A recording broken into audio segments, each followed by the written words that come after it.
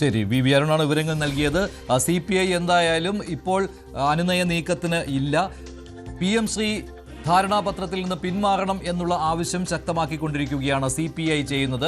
November 4 വരെ കാത്തിരിക്കുവാനുള്ള ഒരു ശ്രമമാണ് ഇപ്പോഴുള്ളത്. പക്ഷേ അതിനും CPI വഴങ്ങിയിട്ടില്ല. ഒത്തുതീർപ്പ് ചർച്ചകൾ വരും ദിവസങ്ങളിലും തുടരും. തുടർച്ചയായിട്ടുള്ള യോഗങ്ങൾ രണ്ട് പാർട്ടികളും നടത്തുന്നുണ്ട്. എന്നാൽ ഇതുവരെ CPI അയയാൻ താല്പര്യപ്പെട്ടിട്ടില്ല. അതേസമയം വിദ്യാഭ്യാസ മന്ത്രി കാര്യങ്ങൾ കൂടുതൽ വ്യക്തമാക്കുകയാണ്. PM ശ്രീ പദ്ധതിയിൽ ഒപ്പിട്ടു എന്ന് വെച്ച് ദേശീയ വിദ്യാഭ്യാസ നയം നടപ്പിലാക്കണം എന്നില്ല. പാഠ്യപദ്ധതിയുടെ പരിഷ്കരണവും ഉണ്ടാവുകയില്ല എന്ന ഉറപ്പ് നൽകിയിട്ട് പോലും CPI പക്ഷേ വഴങ്ങാൻ ഇതുവരെ തയ്യാറായിട്ടില്ല. ധാരണാപത്രം റദ്ദാക്കണം എന്നുള്ള കാര്യത്തിൽ ഉറച്ചു നിൽക്കുകയാണ്. PM ശ്രീ തർക്കം ഭരണത്തെ ബാധിക്കില്ലെന്നാണ് മന്ത്രി GR അനിൽ പറഞ്ഞത്. ഇടതു നയമാണ് രണ്ട് പാർട്ടികളും ഉയർത്തിപ്പിടിക്കുന്നത്. മന്ത്രിസഭാ യോഗത്തിൽ പങ്കെടുക്കുന്ന കാര്യം പാർട്ടി തീരുമാനിക്കും. നിലപാടുകൾ പാർട്ടി സെക്രട്ടറി പറയും. പാർട്ടി തീരുമാനം അനുസരിക്കുമെന്നും ഇടതുപക്ഷ നയം വിജയിക്കുമെന്നുമാണ് മന്ത്രി പറയുന്നത്. ഇടതുപക്ഷ നയം ഉയർത്തിപ്പിടിക്കുകയാണ് ഞങ്ങൾ രണ്ടുപേരും. ഇടതുപക്ഷ നയം വിജയിക്കും. തർക്കങ്ങൾ ഭരണത്തെ ബാധിക്കില്ല. തർക്കങ്ങൾ ഭരണത്തെ ബാധിക്കില്ല.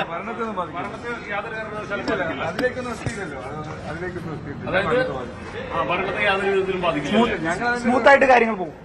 ഭരണവുമായി ബന്ധപ്പെട്ട പ്രവർത്തനങ്ങളിലേക്ക് ഇപ്പം പോയിട്ടില്ല. ഒരു പ്രശ്നം സംഭവിക്കില്ല. അത് ഇപ്പം പോയിട്ടില്ല. മന്ത്രിസഭാ യോഗത്തിൽ പങ്കെടുക്കുമോ? അതൊന്നും പറയില്ല. അതെല്ലാം പാർട്ടി സെക്രട്ടറി. പാർട്ടി ആവശ്യപ്പെട്ടാൽ മാറും. പാർട്ടി തീരുമാനം അക്ഷരം പ്രതി പാലിക്കുന്നതാണ് ഞങ്ങൾ. ഇപ്പൊ അതിൽ തടസ്സമൊന്നുമില്ല.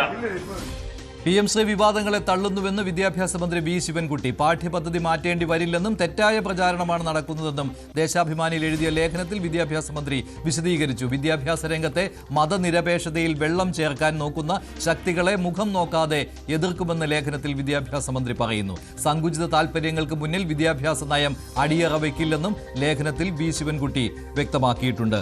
അരുൺ കൂടുതൽ വിവരങ്ങളുമായി ചേരുന്നു. അരുൺ, ഇത് CPIയെ അനുനയിപ്പിക്കുന്നതിന് വേണ്ടിയുള്ള ഒരു ലേഖനമായി പോലും വിലയിരുത്താവുന്നതാണ്. കഴിഞ്ഞ ദിവസം വാർത്താ സമ്മേളനത്തിനിടെ വിദ്യാഭ്യാസ മന്ത്രി പറഞ്ഞിരുന്നു ദേശീയ വിദ്യാഭ്യാസ നയം നടപ്പാക്കുന്നതിൽ എന്താണ് കുഴപ്പമുള്ളത് എന്ന്.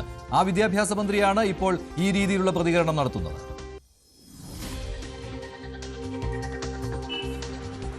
തീർച്ചയായിട്ടും അനുനയിപ്പിക്കാനുള്ള നീക്കങ്ങളുടെ ഭാഗമായി വേണമെങ്കിൽ കണക്ക് കൂട്ടാം. പക്ഷെ അതൊന്നും അനുനയിപ്പിക്കാൻ മുഖ്യമന്ത്രി കഴിയാത്തത് എങ്ങനെ ശിവൻകുട്ടി ലേഖനത്തിലൂടെ എന്ന ചോദ്യമൊക്കെ സ്വാഭാവികമായി ഉയർന്നു വരും. മുഖ്യമന്ത്രിക്ക് പറഞ്ഞിട്ട് കേൾക്കാത്ത CPI ലേഖനം കൊണ്ട് കാര്യങ്ങൾ ഇന്നലത്തെ സംസ്ഥാന നേതൃയോഗത്തിലൊക്കെ ഉയർന്ന ശിവൻകുട്ടി രാജിവെക്കണമെന്ന കടുത്ത ആവശ്യം പോലും ഇന്നലെ ഉയർന്നു വന്നിരുന്നു.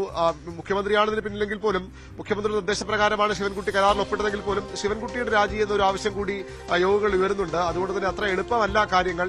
ശിവൻകുട്ടിയുടെ ലേഖനം കൊണ്ട് മാത്രം പ്രശ്നങ്ങൾ പരിഹരിക്കപ്പെടില്ല. സർക്കാർ മുന്നോട്ട് വയ്ക്കാവുന്ന CPI മുന്നോട്ട് വയ്ക്കാവുന്ന കൃത്യമായ മറുപടിയാണ് CPI ആഗ്രഹിക്കുന്നത്. അതുകൊണ്ടാണ് മന്ത്രിമാരൊക്കെ എല്ലാം പാർട്ടി നമുക്കറിയാം അടുത്തിടെയൊന്നും പൂർണ്ണമായും പാർട്ടി നേതൃത്വത്തിന് വഴിപ്പെട്ട് CPI മന്ത്രിമാർ ഈ രീതിയിലുള്ള പ്രതികരണങ്ങൾ നടത്താറില്ല. വലിയ പ്രശ്നങ്ങൾ CPI ഉണ്ടായിരുന്നു. പലപ്പോഴും സർക്കാരിനെ പിന്തുണച്ചാണ് പല വിഷയങ്ങളിലും CPIക്ക് എതിർപ്പുള്ള വിഷയങ്ങളിൽ പോലും മുഖ്യമന്ത്രിയെ തള്ളിപ്പറയാനോ അല്ലെങ്കിൽ സർക്കാർ തള്ളിപ്പറയാനോ CPI മന്ത്രിമാർ തയ്യാറായിട്ടില്ല. പക്ഷെ ഇപ്പോൾ എല്ലാം പാർട്ടി സെക്രട്ടറിയിൽ പൂർണ്ണമായും വിശ്വസിക്കുകയാണ് CPI മന്ത്രിമാർ ഉൾപ്പെടെയുള്ള നേതാക്കൾ. പാർട്ടി സെക്രട്ടറി വിശ്വസിക്കുന്നു പറയുമ്പോൾ പാർട്ടി സെക്രട്ടറിയെ ഒരു ചുമതല ഇപ്പോൾ ഉത്തരവാദിത്തം ഏൽപ്പിച്ചിട്ടുള്ളത് സംസ്ഥാന കൌൺസിലാണ്. അതിനെ മറികടന്ന് മുന്നോട്ട് പോകാൻ വിനോവിശ്വത്തിന് കഴിയില്ല. അതുതന്നെയാണ് CPI മന്ത്രിമാരും പറയുന്നത്. എല്ലാം പാർട്ടി സെക്രട്ടറിയും പറയും. എന്താണ് നവംബർ 4 പാർട്ടി പറയാൻ പോകുന്നത്? അത് ഈ മന്ത്രിസഭയിൽ നിന്നുള്ള 4 മന്ത്രിമാരുടെ പിന്മാറ്റമാണോ അല്ലെങ്കിൽ അതിനു മുമ്പ് പ്രശ്നങ്ങൾ പരിഹരിക്കപ്പെടുമോ എന്ന കാര്യമാണ് ഇനി അറിയേണ്ടത്. ശരി V അരുൺ, മറ്റൊരു കാര്യം കൂടിയുണ്ട്. തദ്ദേശ തെരഞ്ഞെടുപ്പ് അടുത്തിരിക്കുന്ന സമയമാണ്. അതുകൊണ്ട് ഈ സംവാദം തെരഞ്ഞെടുപ്പ് കഴിയുന്നതുവരെ നീട്ടിക്കൊണ്ടുപോയി അതിനുശേഷം പ്രശ്നപരിഹാരത്തിനുള്ള ശ്രമങ്ങൾ നടത്തുക, അതും കൂടി ഉണ്ടാകുമല്ലോ. ഇപ്പോൾ തൽക്കാലം സർക്കാരിനെ വെട്ടിലാക്കേണ്ട തദ്ദേശ തെരഞ്ഞെടുപ്പ് സമയത്ത് എന്ന ഒരു കാര്യം കൂടി CPI ആലോചിക്കുന്നുണ്ടാവുമല്ലോ.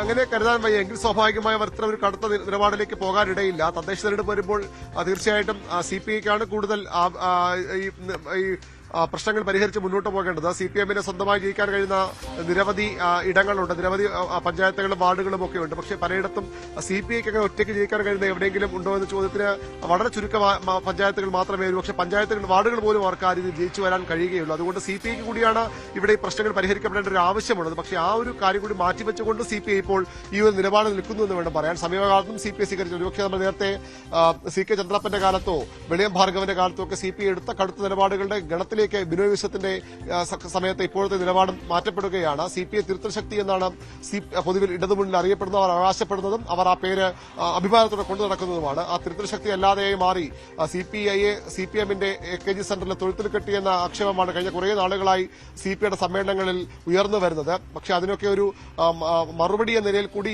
ഈ അവസരത്തെ CPI ഉപയോഗപ്പെടുത്തുകയാണ്. അവിടെ ഒരു രാഷ്ട്രീയ ശരിയുണ്ട്. ആ ശരി ഉയർത്തിപ്പിടിക്കാൻ തങ്ങളുടെ നയം നടപ്പാക്കാൻ കടുത്ത നീക്കങ്ങളുമായി മുന്നോട്ട് പോകുമ്പോൾ അവിടെ ബിനോയ് വിശ്വത്തിനും മറ്റു വഴികളില്ല. തെരഞ്ഞെടുപ്പ് ഒരു വസ്തുത തന്നെയാണ്. അതിലൂടെ പ്രശ്നങ്ങൾ പരിഹരിക്കപ്പെടുന്ന ആഗ്രഹം അവർക്കുമുണ്ട്. പക്ഷേ അത് പരിഹരിക്കപ്പെടാൻ വഴികളാണ് ഏറ്റവും ചുരുങ്ങിയത്. ആ വഴികൾ കൃത്യമായി തുറക്കപ്പെടുന്നില്ല എന്നതാണ് CPIയുടെ മുന്നിലെ പ്രശ്നം. അവർക്കും ഈ പ്രശ്നം പരിഹരിച്ച് ചേർന്ന് പോകണമെന്നൊക്കെ ഉണ്ട്. പക്ഷേ അവിടെ ഒരു വഴി കൃത്യമായി തുറന്നു വരുന്നില്ല. ഈ PMC കൃത്യമായൊരു CPI ആവശ്യപ്പെട്ട ഒരു നടപടിയിലേക്ക് സർക്കാർ പോയില്ലെങ്കിൽ അത്ര എളുപ്പമാകില്ല ഈ സമവായ വഴി. ശരി, VV അരുണാണ് വിവരങ്ങൾ നൽകിയത്. എന്തായാലും കാര്യങ്ങൾ അത്ര ശരിയായ രീതിയിലല്ല പോകുന്നത്. ഇടതു മുന്നണിയിൽ CPI കടുത്ത നിലപാടിൽ തന്നെയാണ് ഇപ്പോഴും നിൽക്കുന്നത്. അനുനയ നീക്കം നടക്കുന്നുണ്ട് എങ്കിൽ പോലും ഇപ്പോൾ മുതിർന്ന മാധ്യമപ്രവർത്തകൻ ശ്രീ സണ്ണിക്കുട്ടി എബ്രഹാം ടെലിഫോൺ ലൈനിൽ ചേരുകയാണ്. ശ്രീ സണ്ണിക്കുട്ടി എബ്രഹാം, CPI എവിടെ വരെ പോകും എന്നുള്ള ഒരു ചോദ്യമുണ്ടായിരുന്നു. അതുതന്നെയാണ് ഇപ്പോഴും ചോദിക്കാനുള്ളത്. CPI എവിടെ വരെ പോകും? അതിപ്പോ ഉത്തരം പറയാൻ CPIക്ക് മാത്രമേ സാധിക്കത്തുള്ളൂ. കാരണം അവരൊരു വല്ലാത്ത ഒരു അവസ്ഥയിലാണ് എത്തിച്ചേർന്നിരിക്കുന്നത്. കാരണം അവരുടെ ഡിമാൻഡ് എന്ന് പറയുന്നത് ഈ നമുക്കെല്ലാവർക്കും അറിയാവുന്ന PM3 പദ്ധതിയിൽ നിന്ന് പിന്മാറണം, അല്ലെങ്കിൽ അത് നടപ്പാക്കില്ലെന്ന് ഉറപ്പ് നൽകണം, അല്ലെങ്കിൽ മരവിപ്പിക്കണം എന്നൊക്കെയാണ്. അതിന് CPMന് സാധ്യമല്ല എന്ന് നമുക്ക് എല്ലാവർക്കും അറിയാം. ഇപ്പൊ നമ്മൾ ഈ വിഷയം മനസ്സിലാക്കുന്നവർക്കെല്ലാം അത് അറിയാവുന്ന ഒരു കാര്യമാണ്. പക്ഷെ CPIക്ക് പിന്മാറാൻ പറ്റത്തില്ല. അത് അവരുടെ അഭിമാനത്തിന്റെ പ്രശ്നമാണ്, പാർട്ടിയുടെ നിലനിൽപ്പിന്റെ ഒരു ഇഷ്യൂ ആണ്. അപ്പൊ ഏത് വരെ പോകും എന്ന കാര്യത്തിൽ ഇപ്പൊ നാളെ ഒരുപക്ഷെ അവര് ഈ മന്ത്രിസഭാ യോഗത്തിൽ നിന്ന് മാറി നിന്നേക്കാം, വിട്ടു നിന്നേക്കാം. ഒന്നാം പിണറായി സർക്കാരിന്റെ കാലത്ത് അവരങ്ങനെ ചെയ്തിട്ടുണ്ട്. ചിലപ്പോൾ അവർക്ക് ഒരു അനുനയത്തിന് കൂടുതൽ സമയം കിട്ടാൻ വേണ്ടി നാളത്തെ മന്ത്രിസഭാ യോഗം 2-3 ദിവസത്തേക്ക് 1-2-3 ദിവസത്തേക്ക് മാറ്റിവെക്കാനും സാധിക്കും. പക്ഷെ അതിനുശേഷം അതിനുശേഷവും ഈ ഒരു അനിശ്ചിതാവസ്ഥ തുടരുകയാണെങ്കിൽ അവർക്ക് ചെയ്യാൻ പറ്റുന്നത് മന്ത്രിമാരെ പിൻവലിക്കുക എന്നുള്ളതാണ്. അതായത് മന്ത്രിമാരെ രാജിവെക്കുക. അതുകൊണ്ടെന്താ പ്രയോജനം? CPM ഒരു കടുത്ത നിലപാടെടുത്ത് നിന്നാല് ഇവര് മന്ത്രിസഭയിൽ പങ്കെടുക്കാതിരുന്നാലും അല്ലെങ്കിൽ രാജിവെച്ചാലും അവരവരുടെ കാര്യങ്ങളുമായിട്ട് മുന്നോട്ട് പോകും. കാരണം ഇപ്പോൾ ഇവിടെ മന്ത്രിസഭയുടെ നിലനിൽപ്പിനെ ബാധിക്കുന്ന ഒരു പ്രശ്നമില്ല CPI പിന്തുണച്ചില്ലെങ്കിലും. അപ്പോഴവരങ്ങോട്ട് മുന്നോട്ട് പോകും. അതാണ് ഞാൻ പറഞ്ഞത്. എന്താണ് സംഭവിക്കുക എന്നുള്ളത് നമുക്ക് ആർക്കും പ്രവചിക്കാൻ മേലാത്ത ഒരവസ്ഥയാണ്.